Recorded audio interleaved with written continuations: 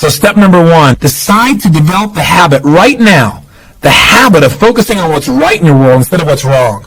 The habit of focusing on what you do have instead of what you don't have in a situation. And as basic as that is, and as long as you know it, you've got to make it a habit.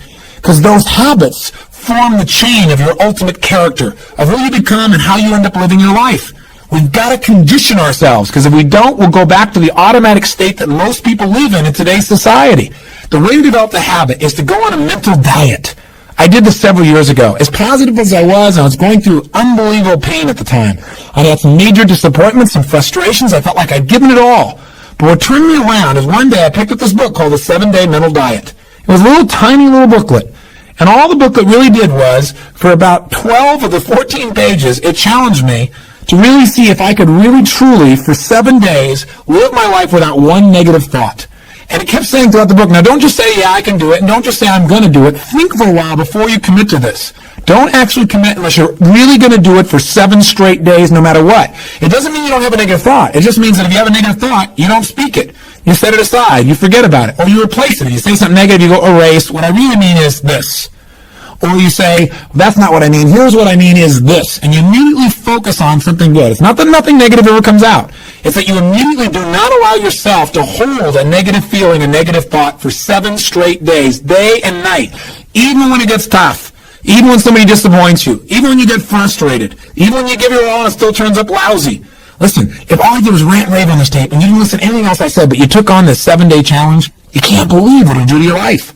Now, I got to tell you, when I first read the book, I thought, wait a second, being positive isn't going to change my life. I got to deal with the real problems around me, those real challenges that are out there. I don't want to just be positive. Somebody says, how's it going? I go, I'm doing great. And they go, why? You go, I don't know, but I just feel good. I don't want to be that way. I want to be real. I want to be on top of things. But you know what? I thought, wait a second. I can be positive about solutions. I can still notice that there's some challenges out there without being negative about it.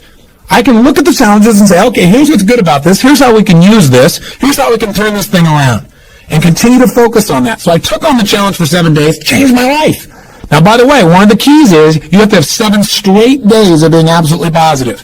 Not one negative thought, not one negative expression that you hold on to. Got to let go of it immediately. If you do not do this, if you're 3 days into it and you do well, and then you have a bunch of negativity, you got to start over. And you know what? After you go about 4, 5, 6 days in a row doing really well, something major negative is going to happen. How's that for some positive programming? But what it is a test to see how committed you really are. I'll tell you something. After 7 days, you feel like a different person. People around you respond to you like you're different as well. All you want to do is establish the habit of noticing what you do have instead of what you don't have. Noticing what's great about a situation versus what's not great. Focusing on solution instead of problems. That's what changes your life. Here's key number 2. Instead of judging yourself and others, decide, remember these are decisions, decide right now to become curious instead of judgmental. But remember, when you find fault in other people, when you start noticing constantly how they've wronged you, how this person is not good enough, or they're too egotistical, they're too proud, or they don't really care about people, as soon as you start judging other people, you just got to remember something. If you start judging other people, you can also start judging yourself intensely. If you're angry at other people, there's a very good chance you're angry at yourself as well. Maybe you perceive more and judge less. Maybe instead of finding fault with other people, without really thinking about what they've gone through to be where they are this day, maybe you can get really curious about what's making this person be in the state they're in. Or what's the motivation behind this person's anger. For example, a lot of times we think somebody's being negative or angry or we're frustrated with them, but we never bother to find out what's really going on. I know myself, I was at a party recently, and I fell prey to this. There was a woman who came to the party. Everybody behind her back was saying, how unbelievably egotistical this woman is, how negative she was. But you know what? I sat next to her at dinner time, and I got a chance to really find out who she was. I got curious about her. And I began to find out about all the pain she'd been through in her life. When I realized was this woman was just barely hanging on to her life. She doesn't even know that people care, but she was so afraid of being rejected that she put out this ego because she didn't want someone to reject her, so she figured she'd reject them first. And I got a chance to really know her. She's a wonderful person. I'll tell you something else we've got to be careful of that ties in with this, of our being judgmental. Out of our fear of having heroes in our society today, we seem to try and consume them and destroy them as quick as we can. We try to find something that's wrong with our heroes because, boy, we don't want them to know Jim Jones. We don't want them to know Jim Baker. Remember, we got to judge less, perceive more. We got to get curious. Instead of living in a society where we're so afraid to believe in anything or anyone that we believe in nothing at all, and we lose our power of positive thinking. We try to protect ourselves from things we maybe not even need to protect ourselves from. But we live in a society where we try and destroy our heroes, where we take somebody like Barbara Walters, incredible broadcaster, a woman of incredible integrity, who gets nailed by one person in a book, and it's in every newspaper across the land, how she probably stomped on people to get where she was. That's absurd. Martin Luther King, after he's passed on, somebody comes back and stomps all over his career and his reputation. Is that the society we want to live in? Any person who takes glee in watching another person's pain will experience plenty of pain themselves. Remember the quote, "He who is without sin, let him cast the first stone." The bottom line is, if you go looking for brown, you're going to find it anywhere you look for it, in others or yourself.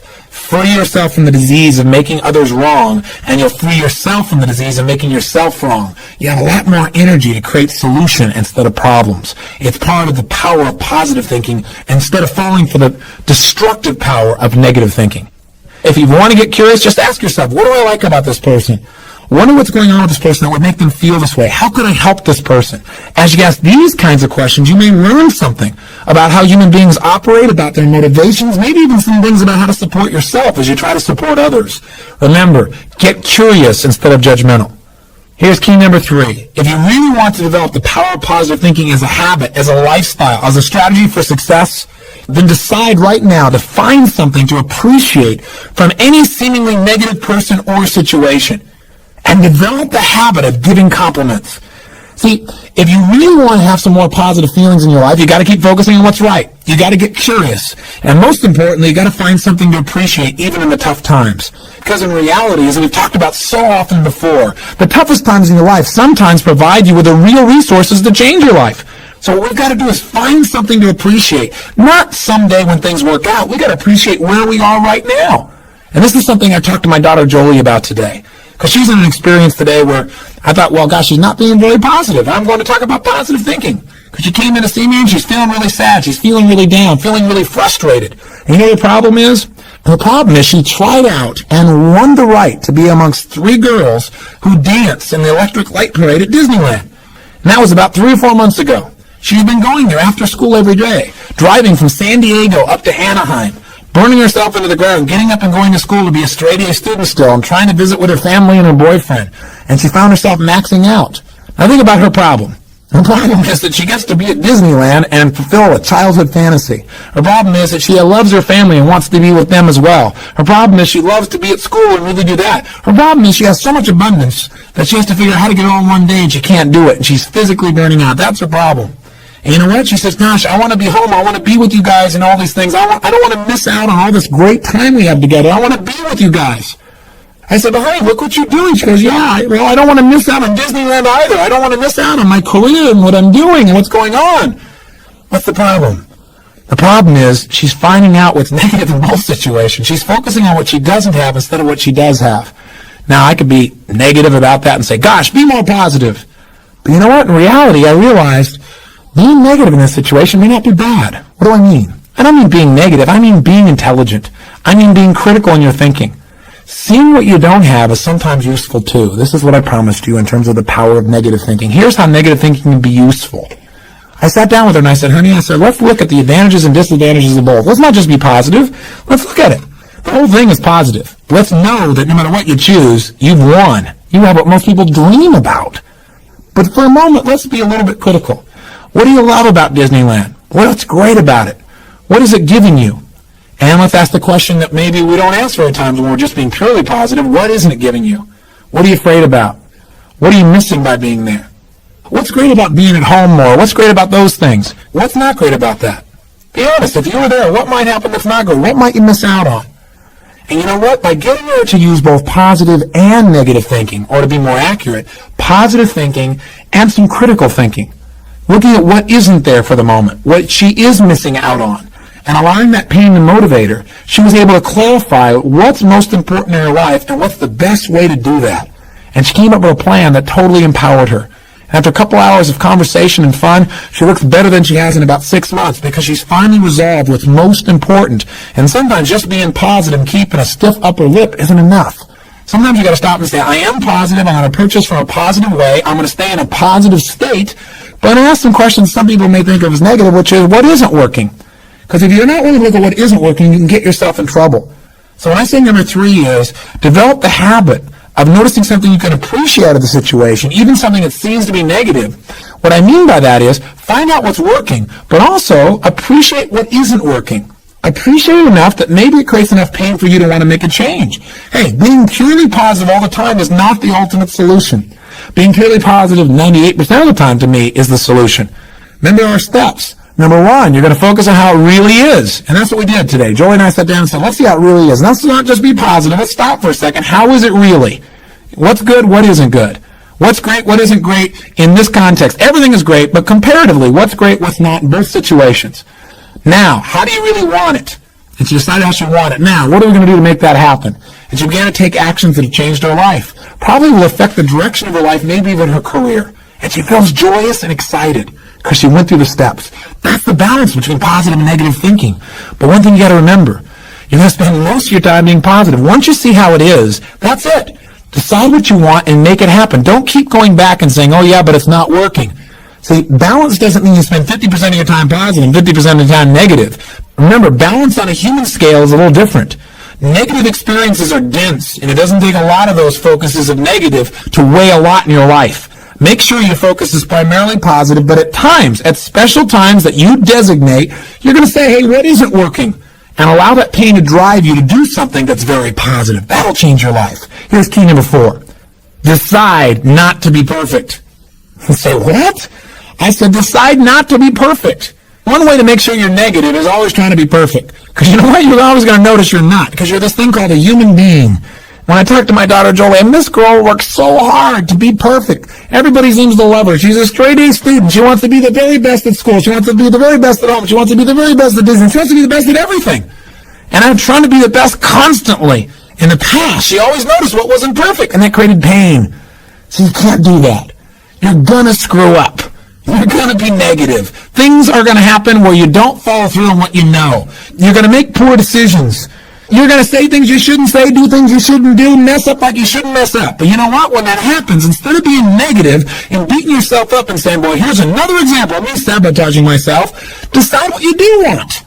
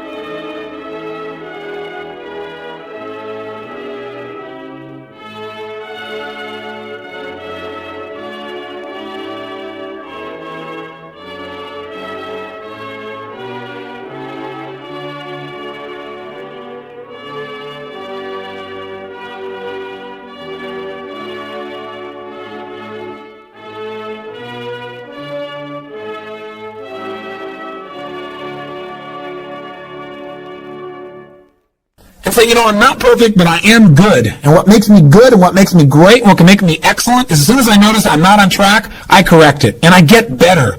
Your goal each day is to get better, not to be perfect.